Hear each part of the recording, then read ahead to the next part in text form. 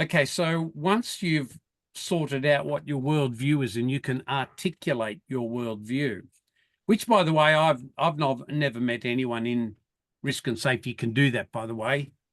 Even if you buy a book by Holnagel or Decker or Conklin or any of these people who write books on safety, none of them articulate their worldview, their philosophy of the world. It's just not done. So having put that aside, philosophy and thinking about risk, which is what we're doing, that's the context of this conversation. The first thing we go up to is straight up to the 12 o'clock mark. So we can go around this this model, this cloud, in a clockwork fashion, if you like. And so we start at the top with habits and heuristics. Do you want to say anything about heuristics, Matt? Well, can you explain the difference between a habit and a heuristic? Oh, yeah, absolutely. Okay. Well, both are unconscious things which people do. We associate habits much more with the idea of uncontrolled addiction or uncontrolled actions and activity, whereas we understand heuristics more as learned shortcuts, and they don't necessarily have that negative or pejorative connotation. So a habit such as, let's say, smoking or gambling or overeating or any of those things we would consider habits, alcoholism, they tend to associate with unconscious addictions or unconscious things which we are doing and we're not aware of. Heuristics is more like learned shortcuts. So, for example, if we learn to ride a bike and then we can eventually ride a bike using heuristics, we actually know that we've learned things like balance and pedaling and holding the handlebars and changing the gears automatically. We're much, much more aware in heuristics of learned shortcuts rather than the habit, which is not so much a learned shortcut, but it has been learned unconsciously.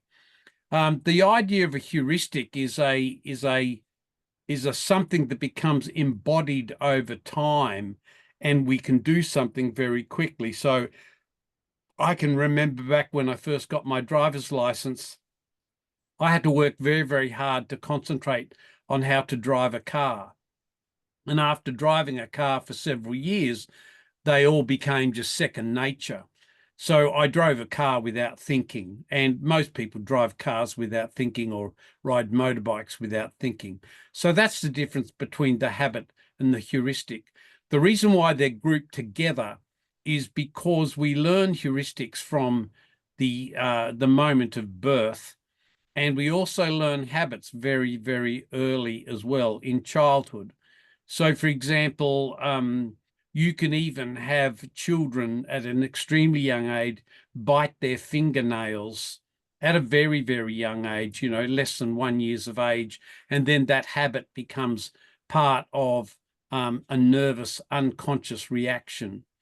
Whereas something like drinking out of a cup, which is a heuristic that we learn till we can drink out of a cup unconsciously, is a transition from sucking on a bottle or a teat of a bottle, then moving to a baby cup, then using an open cup.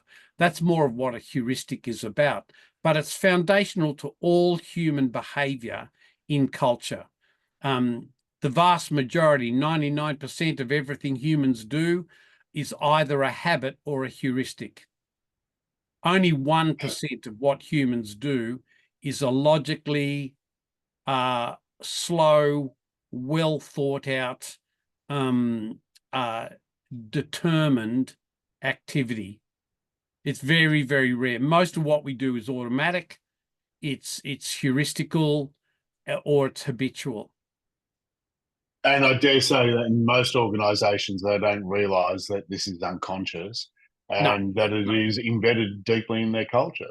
Yeah, well, most people who talk about culture don't even talk about the human or the collective unconscious unless they're Jungian or something like that.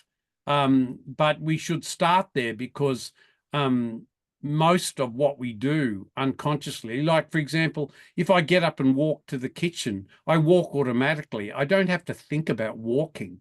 If I go and pour a glass of water and drink the water, I don't think about it. It's all done unconsciously. It's simple. I mean, I can wake up in the middle of the night in pitch dark, walk to the kitchen, fill up a glass of water and have a drink and go back to bed. And I'm not thinking about any of it, you know. And then you have Mm. people who even do that in sleepwalking. You know, they're in their lucid sleep. And we used to have one of our children used to get up in the middle of the night and walk into our bedroom. They were fast asleep and would wake us up and so on. So unless we understand the mystery of the unconscious, I don't think you can even move from your worldview to talking about these characteristics of culture.